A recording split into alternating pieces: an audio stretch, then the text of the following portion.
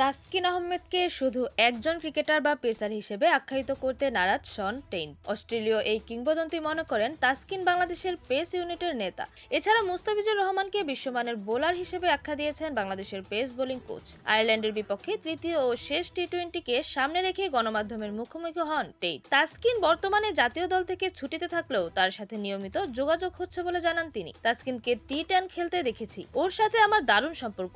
আমাদের জন্য সে important player, senior player, ভালো লিডার। তার সাথে নিয়মিতই কথা হচ্ছে। সে শুধু একজন ফাস্ট বোলার না, একজন লিডার। সবাই তাকে অনুসরণ করে। তার সাথে কাজ করতে অনেক ভালো লাগে। তাকে প্রথম দেখার অনেক বছর হয়ে গেছে। এখন সে অনেক ভালো একজন খেলোয়াড়, একজন লিডার। তার মতো কাউকে দলে পাওয়া সৌভাগ্যের। দলে মুস্তাফিজের মতো একজন বোলার পেয়েও বেজায় খুশি টেইন।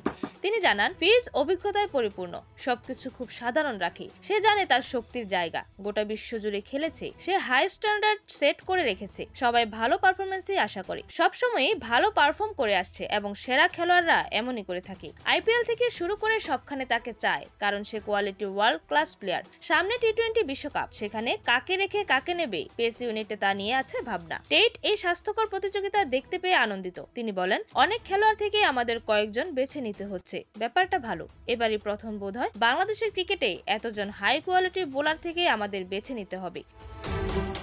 প্রত্যেক বোলার জানে প্রতিযোগিতা কতটা, তাই প্রতিদ্বন্দ্বিতা অনেক। সংখ্যায় বেশি হলে প্রতিযোগিতাও বেড়ে যায়। এরকমই নতুন নতুন খেলার আপডেট পেতে অবশ্যই চ্যানেলটি সাবস্ক্রাইব করে রাখুন। ধন্যবাদ। Flavours news.